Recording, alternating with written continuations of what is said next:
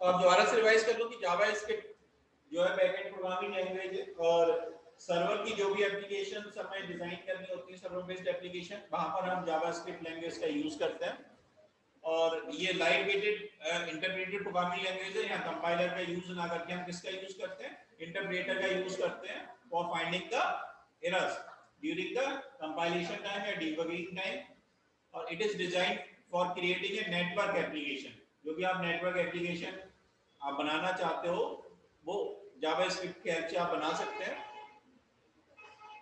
और जावा की एक वर्जन है ये, जो मेन लैंग्वेज है जावा, उसी का एक सबऑर्डिनेट आप मान सकते हो उसको। It is a complementary to and integrated with Java. ये 3 पॉइंट्स है जो मोस्ट इंपॉर्टेंट है कि एचटीएमएल के साथ में आसानी से इंटीग्रेटेड हो जाती है, इसमें हम इसका ज्यादा यूज करते हैं। और दूसरा ओपन सोर्स है, फ्रीली अवेलेबल, आप कहीं से इसे डाउनलोड करके इसकी एप्लीकेशन को डिजाइन कर सकते हैं। क्रॉस प्लेटफॉर्म का मतलब है कि मल्टीपल प्लेटफॉर्म के साथ एम्बेड होकर ये वर्क कर सकता है, यानी कि मल्टीपल लैंग्वेजेस को भी सपोर्ट करता है ये। और ये थर्ड पॉइंट तो है सर्वर प्रोग्रामिंग लैंग्वेज। फिर एप्लीकेशन में क्या है कि ज्यादातर जो भी एप्लीकेशन है वो फ्रंट एंड और बैक एंड दोनों पे ही ये वर्क करता है। पहला इसमें एप्लीकेशन ही क्लाइंट साइड वैलिडेशन। वैलिडेशन का मतलब होता है वेरीफाई करना, जो कि आप कंटेंट इनपुट पे दे रहे हो वो सर्वर पे जाने से पहले एक बार आप सिस्टम भी वेरीफाई कर ले कि अगर जो भी सिस्टम की रिक्वायरमेंट है, उस वेब फॉर्म की रिक्वायरमेंट है, वो फुलफिल हुई है नहीं हुई है। क्योंकि एक बार अगर वो सर्वर पे चला जाता है तो चेंजेस करना मुश्किल होते हैं, क्योंकि that is saved in A database. वो डेटाबेस में सेव हो जाता है और बिना डेटाबेस में चेंज करे हुए वो चेंजेस नहीं होगा। तो this is the really important to verify user input, कि जो भी यूजर का इनपुट है उसको वेरीफाई करना है बिफोर सबमिटिंग। उसके लिए जावास्क्रिप्ट सपोर्ट करती है और वैलिडेट करती है जो भी इनपुट फ्रंट एंड के से यूजर दे रहा है। नेक्स्ट है मैनिपुलेटिंग एचटीएमएल पेज। तो बहुत सारे पेजेस को मैनिपुलेट कर सकती है, जो भी एचटीएमएल टैग हम यूज कर रहे हैं आसानी से इसमें। तो यही पॉइंट है कि JavaScript modify your HTML to change it look and feel based different device and requirement. Third है यूजर नोटिफिकेशन। अगर आप नोटिफिकेशन देना चाहते हो तो आपके पास दो मैसेज है, या तो आप मैसेज को डिस्प्ले करा दो वहां पर, या आप क्या करो, दूसरा ऑप्शन क्या है, पॉपअप डिस्प्ले करा दो। Web page give the different type of notification to your website visitors. And next point है बैक एंड डेटा लोडिंग। ये लिखो आपको, जावास्क्रिप्ट प्रोवाइड एजेक्स लाइब्रेरी। ये आपके सिलेबस में बताएंगे हम Ajax while loading a back end data। Actual में क्या है, जब हम डेटा अपलोड करते हैं दो चीजें होती हैं, कि आप डाउनलोड कर रहे हो डेटा, है ना, और डेटा एक आप अपनी तरफ से अपलोड कर रहे हो। तो जब डाउनलोड करते हो तो उसकी स्पीड तो ज्यादा होती है डाउनलोडिंग की, लेकिन आप अगर अपने सिस्टम से अपलोड कर रहे हो उसकी स्पीड कम होती है। तो इसको भी ये थोड़ा मेंटेन करती है कि आसानी से आप वेबसाइट डाउनलोड व्यू हो जाता है, खुलने लगती है, और आसानी से आप अपना डेटा भी उस पर अपलोड करा सकते हो। दूसरी चीज ये है कि कभी कभी आपने देखा होगा कि कुछ वेबसाइट हमने डाली और वो बहुत स्लोली ओपन होती हैं, ऊपर का पार्ट ओपन हो गया, नीचे का पार्ट ओपन हो गया, या आपके साथ हो सकता ना हुआ हो, कभी इंटरनेट अगर स्पीड कम आती है तब ज्यादा होता है।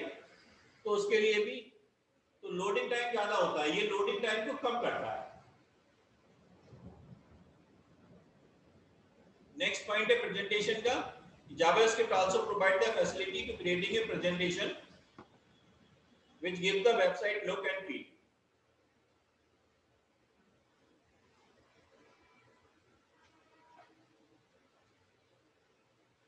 तो ये दो इसके लाइब्रेरीज है जिनका यूज किया जाता है वेब बेस्ड स्लाइड प्रेजेंटेशन में। इसका मतलब क्या हुआ कि जैसे आपने वो देखी होंगी स्लाइड वगैरह साइट देखी है जहाँ वेब प्रेजेंटेशन आते हैं। एक तो प्रेजेंटेशन आप पीपीटी के थ्रू बनाते हो, इनको बोलते हैं। एक वेब एप्लीकेशन बेस्ड होती है प्रेजेंटेशन, वो एकदम सेम एज इट इज लगेंगे, लेकिन वो हाँ स्लाइड शेयर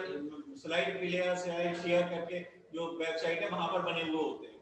तो उसके लिए भी ये सपोर्ट करती है। फिर आता सर्वर एप्लीकेशंस। तो सर्वर एप्लीकेशन में node JavaScript is built on a Chrome JavaScript runtime for building fast and scalable network application।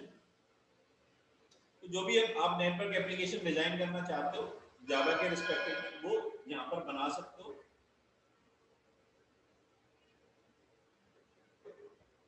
ये इसके एप्लीकेशंस हैं, ये लिख लो, उसके बाद मैं बताता हूँ कि पॉप। तो ये हमने एक जावास्क्रिप्ट का प्रोग्राम बना रखा है सेम एज इट इज।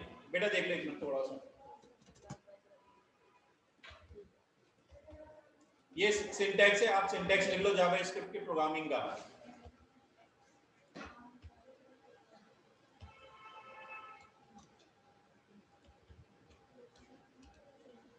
लिखने का तरीका हमारा वही रहता है प्रोग्रामिंग में जैसा यहाँ पे करते थे।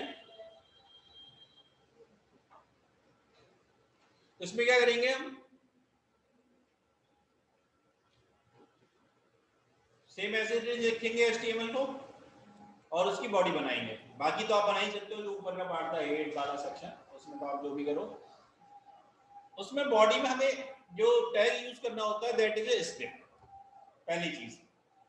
और बहुत सारी स्क्रिप्टिंग लैंग्वेज है, आपके में कौन सी है, जावास्क्रिप्ट अभी हम फिलहाल यूज कर रहे हैं। तो हमने क्या कर दिया कि स्क्रिप्ट डिफाइन किया, डिफाइन करने के बाद स्क्रिप्ट को उसमें लिख दिया स्क्रिप्ट लैंग्वेज जावास्क्रिप्ट, और टाइप में हमने लिखा जैसे हम वहां पे करते थे text.css करते थे। अगर हम एक्सटर्नल CSS बना रहे हैं तो हमें क्या करते थे, हमेशा text.css करते थे।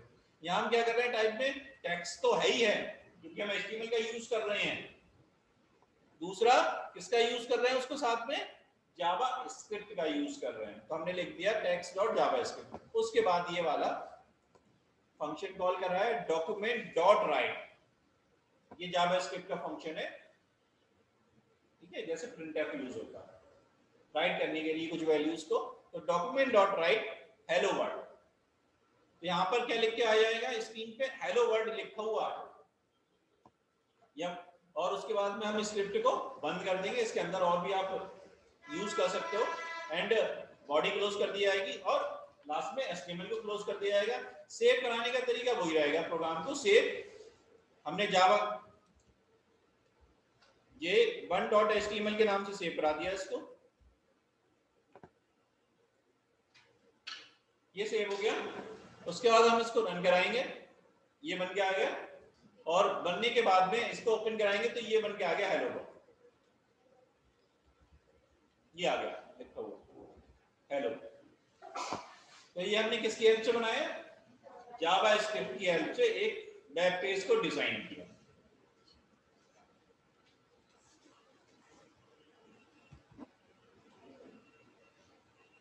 लिख लो बेटा इसको प्रोग्राम को।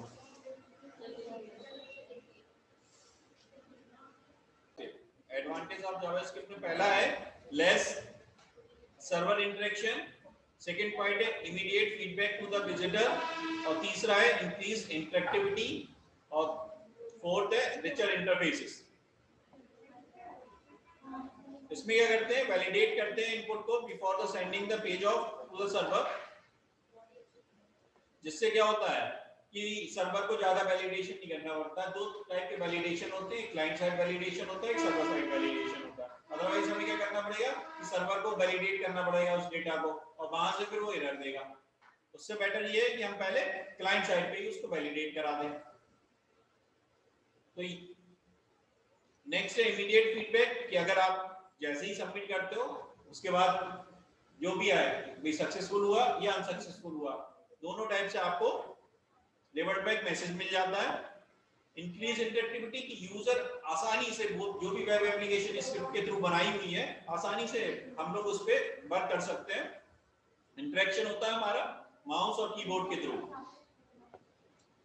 रिचर इंटरफेस में क्या होता है कि अगर कोई हम कंपोनेंट्स डिजाइन कर रहे हैं और उसमें हम ड्रैग ड्रॉप की फैसिलिटी अगर प्रोवाइड करना चाहते हैं तो हम आसानी से उसे प्रोवाइड कर सकते हैं और यूजर आसानी से उसको डील कर सकता है।